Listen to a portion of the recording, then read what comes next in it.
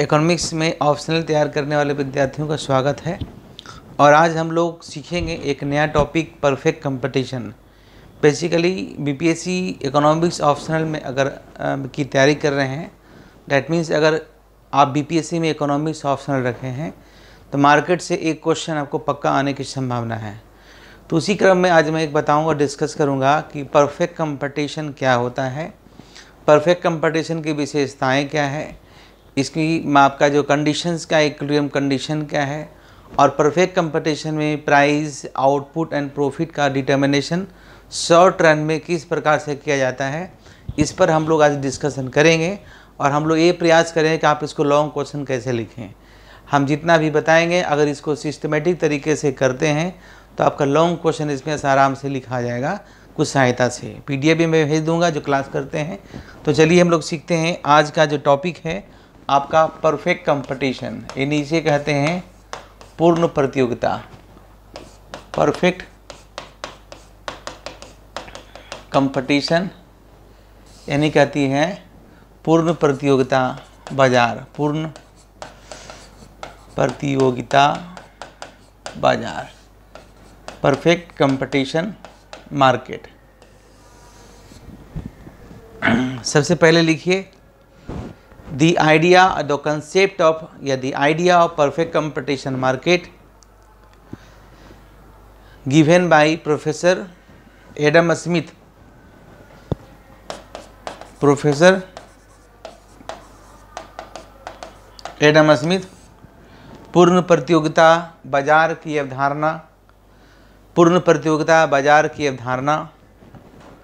Professor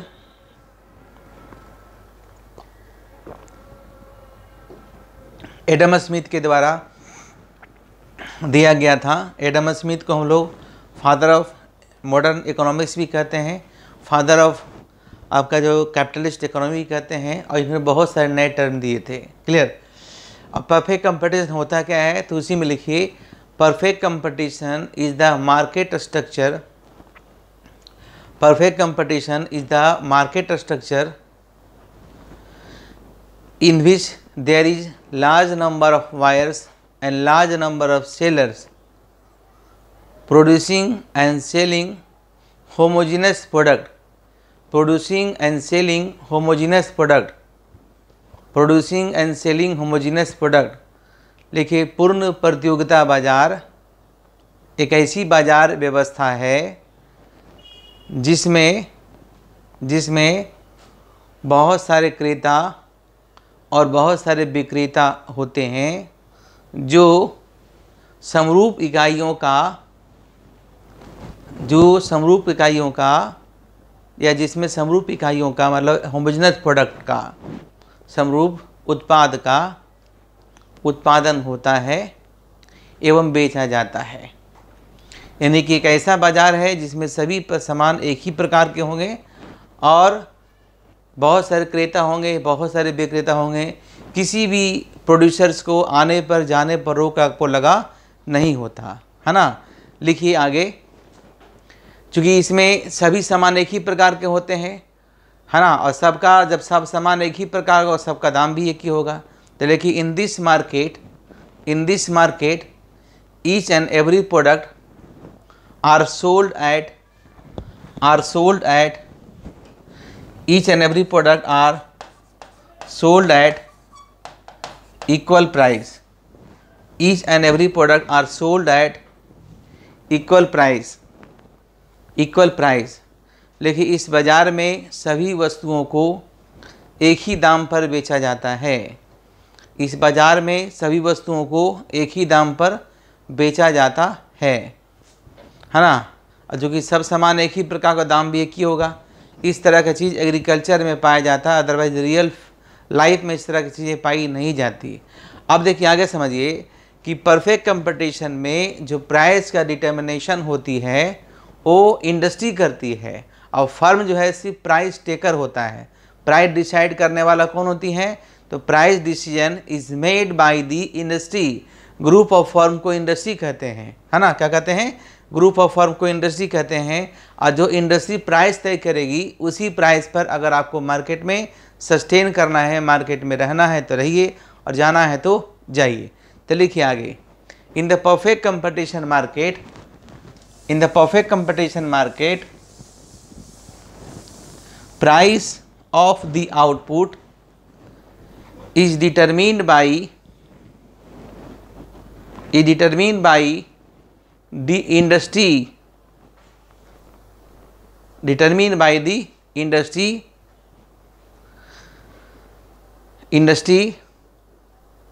comma firm is only price taker, firm is only price taker, note maker, price taker, है ना। फिर पारा देखिए, इस बाजार में वस्तुओं के मूल्य का निर्धारण, वस्तुओं के मूल्य का निर्धारण,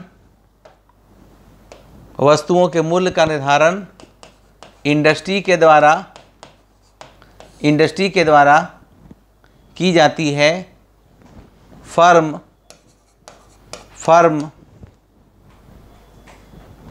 है ना, फर्म प्राइस टेकर होता है, प्राइस टेकर, प्राइस लेने वाला होता है, प्राइस डिसाइड करने वाला नहीं होता है ना। तो अब क्वेश्चन है कि इस बाजार में प्राइस का डिटर्मिनेशन कैसे होता है। तो आगे लिखिए, इन द परफेक्ट कंपटीशन, पारा चेंज कर लीजिए, चाहे उसी में डाल सकते, इन the perfect competition market price of the product is determine by the free forces of demand and supply, by the free forces of demand and supply,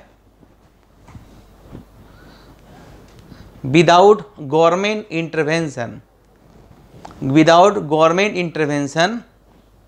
by the industry, लिखिए, इस बाजार में वस्तुओं के मूल्य का निर्धारण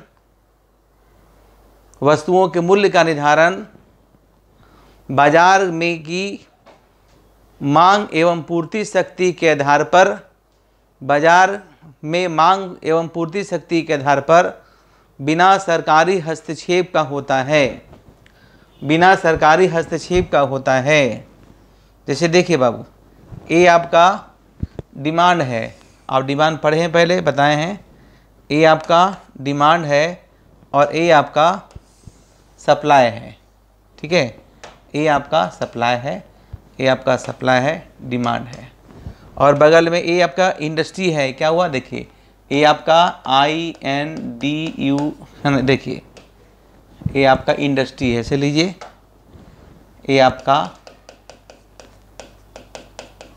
इंडस्ट्री है। यहाँ पे आइए, बगल में ये फर्म है, ठीक है। अब इसको अरेंज कर लेते हैं। ये वाई है, एक्स एक्सिस है, ठीक है। यहाँ पे डिमांड एंड सप्लाई, या आप कहिए आउटपुट, यहाँ पे प्राइस है,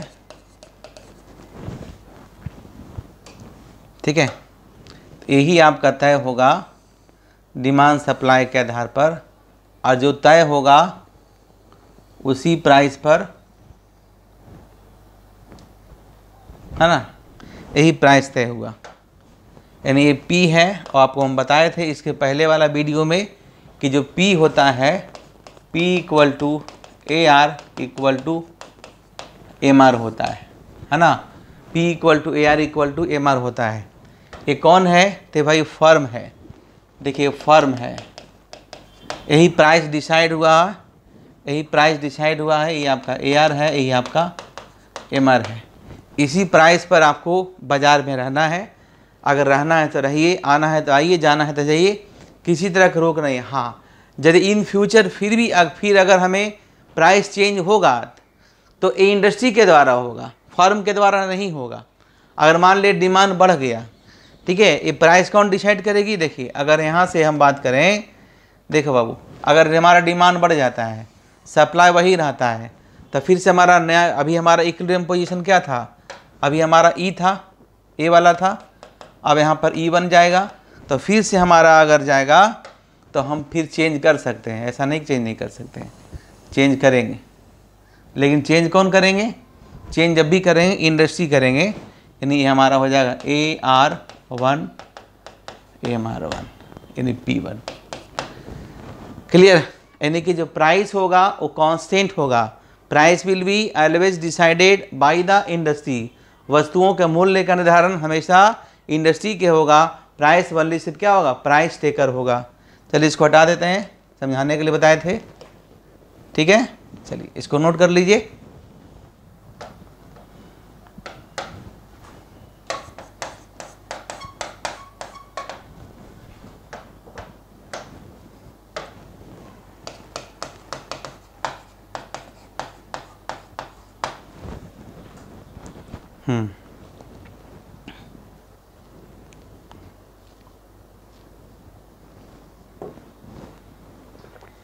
ठीक है, चलिए नोट कर लीजिए। अब लिखिए,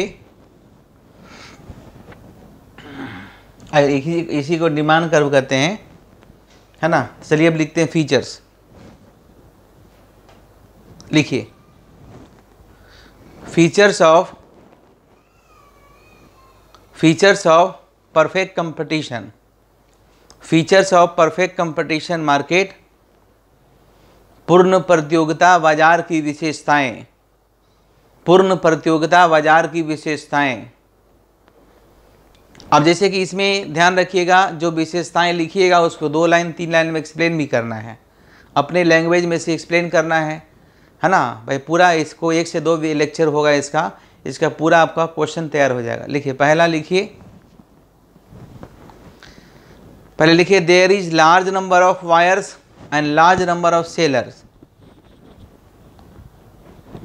बहुत सारे क्रेता और बहुत सारे विक्रेता, है ना। तो इसको एक्सप्लेन करेंगे कि in this market there is large number of buyers and large number of sellers, है ना। Producing and selling homogeneous product this and this करके आप अपना लिखिएगा, है ना। इस बाजार में बहुत सारे क्रेता और बहुत सारे विक्रेता होते हैं और किसी को भी आने जाने पर इसमें रोक लगी नहीं होती है। लेकिन जो प्राइस डिसाइड करेगा इंडस्ट्री करेगा, उसी प्राइस पर जो इंडस्ट्री डिसाइड करेगा। आपको अगर रहना है तो रहिए और जाना है तो जाइए। क्लियर? नेक्स्ट लिखिए free entry and exit of the firm, है ना। बाजार में फर्म को आने और जाने पर कोई रोक नहीं। Free entry and exit of the firm, बाजार में फर्म को आने और जाने पर कोई रोक नहीं, कोई रोक नहीं। नेक्स्ट लिखिए firm is price taker not maker. Industries price maker, industries price maker. Next लिखिए, 4th नंबर होगा there is homogeneous product, there is homogeneous product in this market. इस बाजार में सभी सामान एक ही प्रकार के होते हैं, समरूप होते हैं। There is homogeneous product in this market, इस बाजार में सभी सामान एक ही प्रकार के होते हैं, समरूप होते हैं, समरूप होते हैं। और जब समरूप होगा तो इसमें कोई भी अपना सेलिंग कॉस्ट नहीं लगाते हैं। सेलिंग कॉस्ट कहते हैं एडवर्टीजमेंट कॉस्ट को। जब सामान में डिफरेंसेज आएगा तभी तो सेलिंग कॉस्ट को लगाते हैं। लेकिन जब सामान सब एक ही प्रकार का होगा तो ना तो इसमें सेलिंग कॉस्ट होता है और ना ही इसमें कोई आपका ट्रांसपोर्ट कॉस्ट होता है। नेक्स्ट लिखिए there is perfect knowledge of the market, बाजार का पूर्ण ज्ञान। There is perfect knowledge of the market, माने कि बाजार में जो फर्म होते हैं उसको पहले से मालूम है कि इनपुट मार्केट में और आउटपुट मार्केट में क्या प्राइस होगा। परफेक्ट कंपटीशन में दाम एक ही होता है। नेक्स्ट लिखिए there is no transport cost, there is no transport cost, कोई यातायात शुल्क नहीं। इस बाजार में कोई यातायात शुल्क नहीं होता, कोई यातायात शुल्क नहीं होता, कोई फ्रेट चार्ज नहीं होता। And there is no selling cost in this market, इस बाजार में कोई भी विज्ञापन शुल्क नहीं होता। इस बाजार में कोई विज्ञापन शुल्क आपका नहीं होता, कोई विज्ञापन शुल्क नहीं होता। और नेक्स्ट लिखिए perfect mobility of the factors, साधनों का पूर्ण गतिशीलता। मतलब जो भी साधन एक जगह से दूसरी जगह आसानी से जा सकते हैं, प्राइस में कोई चीज़ चेंज आपका होगा नहीं, और रियल लाइफ में ऐसा होता है नहीं। ये कहने को मात्र है, ठीक है। और नेक्स्ट लिख लीजिए इसी में, in the perfect competition market, in the perfect competition market, in the perfect competition market P equal to, अभी बताए भी हैं, P equal to AR equal to MR, P equal to AR equal to MR। There is so because in perfect competition market each and every product are sold at equal price, each and every product are sold at equal price। लिखिए पूर्ण प्रतियोगिता बाजार में P equal to AR equal to MR होता है, P equal to AR equal to MR होता है। ऐसा इसलिए होता है क्योंकि पूर्ण प्रतियोगिता बाजार में, क्योंकि पूर्ण प्रतियोगिता बाजार में P equal to AR equal to MR होता है, P equal to AR equal to MR होता है। और लास्ट में लिखिए पूर्ण प्रतियोगिता बाजार में मांग की रेखा एक्स एक्सिस के समानांतर होती है। पूर्ण प्रतियोगिता बाजार में मांग की रेखा एक्स एक्सिस के समानांतर होती है, एक्स एक्सिस के समानांतर होती है। लेकिन perfect competition market, in perfect competition market, in perfect competition market demand curve is parallel to, demand curve is parallel to X axis, demand curve is parallel to X axis. एक line और लिख लीजिए, वैसे हम सब पहले पढ़ाए हैं, लेकिन perfect competition market, in perfect competition market, in perfect competition market average cost is U-shaped, average cost is U-shaped and marginal cost is also U-shaped, and marginal cost is also U-shaped, and marginal cost is also U-shaped।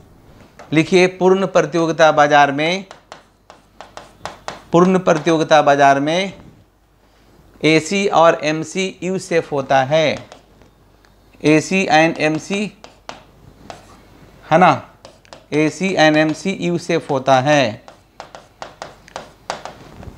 AC and MC U-shape होता है। Note कीजिए।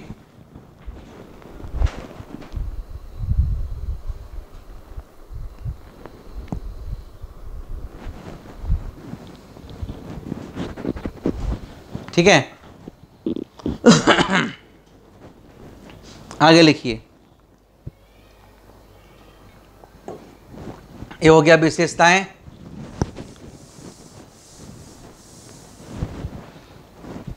लिखिए conditions for firm equilibrium under perfect competition, conditions for firm equilibrium under perfect competition, conditions for firm equilibrium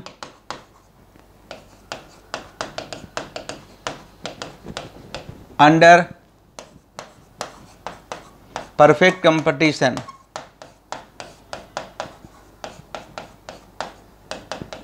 पूर्ण प्रतियोगिता बाजार में firm संतुलन की शर्तें, फर्म संतुलन की शर्तें। पहला लिखिए, पहला लिखिए MR equal to MC, MR equal to MC होना चाहिए। और दूसरा लिखिए MC curve must cut MR curve from below. लिखिए MC कर्व को, MC कर्व MR कर्व को नीचे से कट करना चाहिए, MC कर्व MR कर्व को नीचे से कट करना चाहिए। ये दो इक्विलिब्रियम कंडीशंस है, ये दो इक्विलिब्रियम कंडीशन है। क्लियर? चलिए आगे बात करते हैं। आप डायग्रामेटिक रिप्रेजेंटेशन की बात करते हैं। चलिए हम लोग आते हैं, जैसे देखिए यहाँ पे बोर्ड पे देखिए, ये आपका यहाँ तक हम लोग सीख चुके हैं पहले से। ये आपका AR है, ये आपका MR है, ये आपका P है, Y है, ठीक है। तो देखिए यहाँ पर ये हमारा MC कर्व इस प्रकार से है, ये आपका MC है। तो बोर्ड पे देखिए एक पॉइंट यहाँ पर है, एक पॉइंट यहाँ पर है। अगर हम बात करें तो यहाँ भी MR इक्वल टू MC है और यहाँ भी MR इक्वल टू MC है, यहाँ भी MR इक्वल टू MC है और यहाँ भी MR इक्वल टू MC है, ठीक है। तो देखिए हम यहाँ पर क्या इक्विलिब्रियम में हो सकते हैं, आगे जाते हैं तो हमारा फ़ायदा होगा। तो अगर हम यहाँ पर इक्विलिब्रियम, चूँकि यहाँ हमारे MR इक्वल टू MC तो है पहला चीज़, और दूसरा हमारा MC कर्व MR कर्व को ऊपर से कट कर रही है, ये नहीं है। दूसरी बात है, यहाँ पर आते हैं, देखिए अगर हम यहाँ पे आते हैं तो अगर नियमता जो है MR इक्वल टू MC यहाँ भी है और MC curve also cutting MR curve from below, ये भी कंडीशन फुलफिल किया। प्लस दूसरा लॉजिक है, अगर ये देखिए प्रॉफिट के एरिया, कोई भी प्रोड्यूसर तब तक प्रोड्यूस करेगा जब तक उसे गेन होते रहेगा। तो अगर हम यहीं पर रोक देते तो हमारा पूर्ण यूटिलाइजेशन रिसोर्सेज का नहीं होता। दूसरा, अगर आप पढ़े होंगे इसके पहले देखिए मेरा लेक्चर्स होगा, लॉ ऑफ वेरिएबल प्रोपोर्शन था, उसमें पहला स्टेज, दूसरा स्टेज और तीसरा स्टेज बताए थे। तो पहला स्टेज और दूसरा स्टेज में फॉर्म हमारा एक रेशनल प्रोड्यूसर सेकेंड स्टेज में रहना पसंद करता था। तो देखिए यहाँ से लेके यहाँ पहला स्टेज, यहाँ से यहाँ दूसरा स्टेज, यहाँ से यहाँ तीसरा स्टेज। अगर फॉर्म यहाँ पे जाती है, मान लिया फॉर्म यहाँ पे जाती है, यहाँ पर है, तो हमें नुकसान ना हो जाएगा, इसलिए फॉर्म हमेशा कहाँ रहना पसंद करेगी, यहाँ रहना पसंद करेगी। क्योंकि वहाँ पे कन्विंस आपको नहीं करना है, सिर्फ लिखना है। तो सीधा सीधी लिखिएगा, लिखना है तो लिखिए। यहाँ पर नाम दे देते हैं, यहाँ पर देते हैं M, यहाँ पर देते हैं N, यहाँ पे आउटपुट है, यहाँ लिखिएगा प्राइस एंड रेवेन्यू। लिखिए इन द above diagram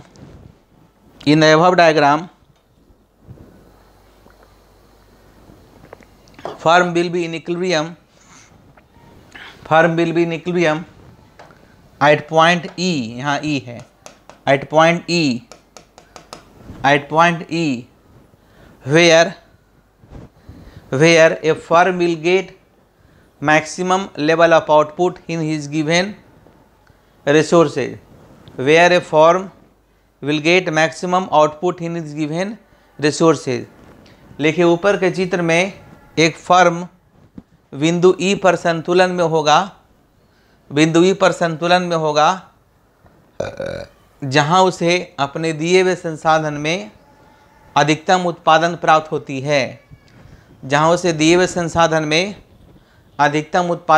होती है, ठीक है। ये हो गया। अब आइए आगे चलते हैं। अगर हम बात करें, सेकेंड लेते हैं चित्र, देखो बाबू फिर से वही चीज़ है। ये आपका क्या है, ये आपका AR है, ये आपका MR है, ये आपका P है, ये आपका MC है, क्लियर। ये आपका MC है, देखिए ये आपका MC है, क्लियर। तो यहाँ तक तो अभी हम सीख चुके हैं कि फॉर्म हमारा इक्विलिब्रियम में यहाँ पे होगा। चलिए यहाँ तक हम लोग सीख चुके हैं, क्लियर। अब जो है कि हमें प्रॉफिट के लिए हम बताए थे, प्रॉफिट के लिए क्या चाहिए, तो प्रॉफिट के लिए हमें एवरेज कॉस्ट चाहिए। तो एवरेज कॉस्ट मान लिया कि आपका इस तरीके का है, यहाँ से गया, ये नीचे से भी जा सकता है, ऊपर से मान लिया यहाँ से गया। तो हम आपको बताए थे प्रॉफिट इक्वल टू होता है AR माइनस AC। तो देखिए यहाँ पर नाम दे देते, फिर यहाँ O है, यहाँ M है, यहाँ पर तो नाम दिया है ही, यहाँ पर E है नाम, ठीक है। चलिए इसको हम ठीक कर लेते हैं। यहाँ पर A आपका जो पॉइंट है, देखिए ये आपका यहाँ पॉइंट E है, ठीक है। तो हम इतना अगर ये हम लेते हैं आउटपुट, यहाँ लेते हैं, ये आपका है प्राइस एंड रेवेन्यू लेते हैं। क्लियर? तो अगर हम OM आउटपुट पे बेचेंगे, इतना सामान बेचेंगे कितना प्राइस पर, OP प्राइस पर, तो ये हो गया प्राइस, ये हो गया आउटपुट। प्राइस इंटू क्वांटिटी यानी OM इंटू OP क्या हो जाएगा, ज्योमेट्री में लंबाई गुने चौड़ाई पढ़ते होंगे, तो OM इंटू OP हो जाएगा OPEM। क्या हो जाएगा, OPEM माइनस कॉस्ट क्या लगा, तो कॉस्ट देखिए यही कॉस्ट है हमारा, एवरेज कॉस्ट नहीं टच किया, यानी इतना को बनाने में कितना कॉस्ट लगा, कितना कॉस्ट लगा, OM को बनाने में EM कॉस्ट लगा, तब कीजिए EM और इंटू OM, तो फिर उतना ही आएगा, OPEM आएगा, OPEM आएगा। तो दोनों इक्वल टू हमारा क्या हो जाएगा, 0 हो जाएगा। तो OPEM equal to OPEM equal to AR equal to AC। तो याद कीजिए पहले हम बताए थे कि जब फर्म को जितना रेवेन्यू मिला उतना ही कॉस्ट लगेगा, तो क्या होगा, फर्म को क्या मिलेगा, तो फर्म को आपको नो प्रॉफिट नो लॉस होगा। क्या होगा, no profit no loss. That means कि फर्म क्या होगा, तो फर्म हमारे पास जो कंडीशन होगा वो क्या होगा, तो आपका होगा नॉर्मल प्रॉफिट। तो लिखिए in the above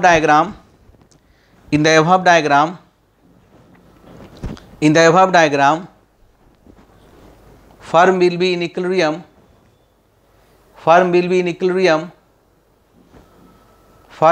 equilibrium at point E where he is getting normal profit by selling OM amount of product at OP price, by selling OM amount of product at OP price। लिखिए ऊपर के चित्र में firm बिंदु E पर equilibrium में है, जहाँ वह OM मात्रा को OP मूल्य पर बेचने पर सामान्य लाभ कमा रही है। नोट कीजिए, सामान्य लाभ कमा रही है।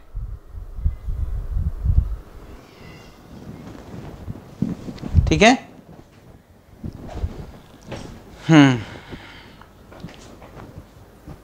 चलिए इसका सेकेंड बताता हूं।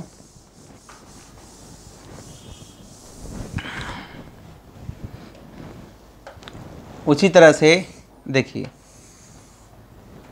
ए है, ये तो एक कंडीशन हुआ, ये हमारा AR है, ये हमारा MR है।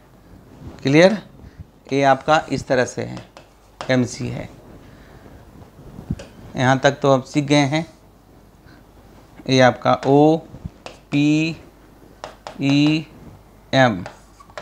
अगर अब हमारा एवरेज कॉस्ट जो है इस प्रकार का, देखिए कैसा है, तो एवरेज कॉस्ट ऐसा है, यानी एवरेज कॉस्ट ऊपर से गया, यहाँ से नहीं गया, ऐसे लिखिए,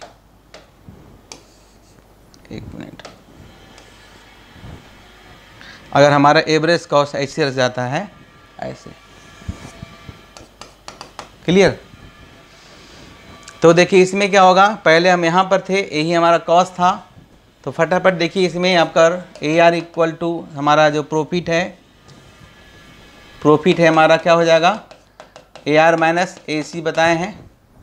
तो हमारा इतना सामान बेचेंगे तो हमारा रेवेन्यू उतना ही आएगा, OPEM, इसमें कोई दिक्कत नहीं है, OPEM आएगा।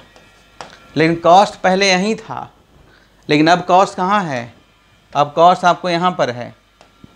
ठीक है, कॉस्ट कहाँ है, कॉस्ट आपको यहाँ पर है। तो कॉस्ट यहाँ है, तो इसके पैरेलल एक और लाइन खींच लीजिए ऐसे, यहाँ पर एक नाम दे दीजिए, यहाँ नाम दे दीजिए T, यहाँ भी नाम दे दीजिए S। ठीक है, तो हमारा कॉस्ट है, OM को बनाने में कॉस्ट लगा TM, तो हमारा हो जाएगा OM इंटू TM हो जाएगा OSTM हमारा हो जाएगा। तो इक्वल टू क्या बचेगा, देखिए तो हम इस पूरे एरिया में OPEM में OSTM घटा दीजिए तो क्या बचेगा, ये जो बचेगा हमारा क्या, PEST, यही क्या हो गया, यही आपका प्रॉफिट हो गया, यही आपका प्रॉफिट हो गया। इसे हम लोग क्या कहते हैं, इसे हम लोग कहते हैं सुपर नॉर्मल प्रॉफिट।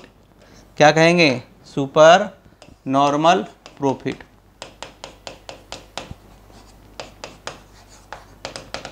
ठीक है, नोट कीजिए और लिखा है वही यहाँ पे, आप कहाँ लिखिएगा, आउटपुट है, यहाँ पर प्राइस एंड रेवेन्यू है।